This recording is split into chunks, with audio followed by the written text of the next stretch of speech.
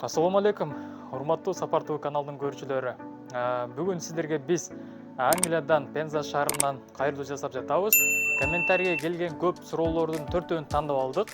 Ошолорго жооп беребиз. Суроолордун бири, биринчи суроо, логин пароль келбей жатат деген суроолор келиптир көбүнчө.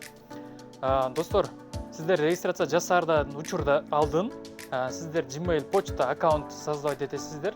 Өзүңүздөр унутпагандай кылып, эстен чыкпагандай кылып жасайсыздар. Анан регистрация жасасаңыздар, ошол Gmail почтаңыздарга логин пароль келет. Gmail почта тууралуу айта кетсек, бул жака Англияга келгенде деле сиздердин канча саат иштедиңиздер payslip деп коет. Payslip ошол Gmail почтаңыздарга келет, канча саат иштедиңиздер, канчадан төлөндү, отчет келет жума сайын. Ошон үчүн Gmail почтаны ойлонуп, туура жакшы бир өзүңүздөр унутпагандай кылып ачыңыздар. Экинчи суроо болсо, сүрөттү кантип PDF формат кылат? Компьютер жок, телефондун өзүндө эле кантип PDF формат кылабыз деп комментарий көп жазыпсыздар. Телефондо Play Market'te Tab Scanner деген программа бар, бул жака көргөзүп коем. Ошону телефонго скачать этип алып эле, ар бир сүрөттү, медсправканы, несудимость, селфи, паспорт бүт баарын аты менен названиясы менен PDF формат кылып бир папкага киргизип алсаңыздар, регистрация учурунда шашпайсыздар. Кийинки суроо, канча убакытта размещение келет деген суроолор болуптур, эң көп суроолордун бири. Бул размещение туугандар баары очередь менен келет, регистрация кылганда логинде сиздерге цифра берилип атат, ошол сиздердин очередиңиздер талондо.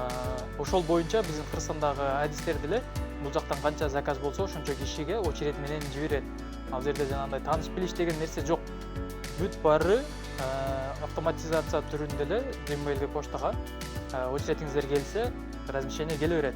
Азыркы учурда туугандар сезон башталды, азыр размещение бат эле келет болуш керек.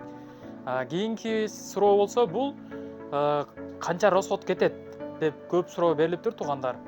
Расход примерно бул Кыргызстандан Англияга чейин виза, миза бүт баары биригип 100 миңден 150 миңге чейин кетет туугандар. Бул примерно максимально эме кылып атабыз.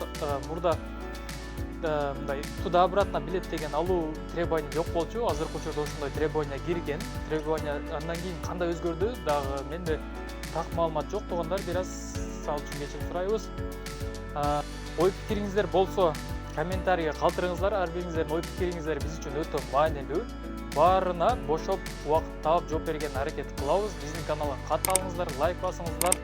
Баарыңыздарга Англияга келүү насип кылсын. Кийинки чыгарылыштан көрүшкөнчө саламатта туруңуздар.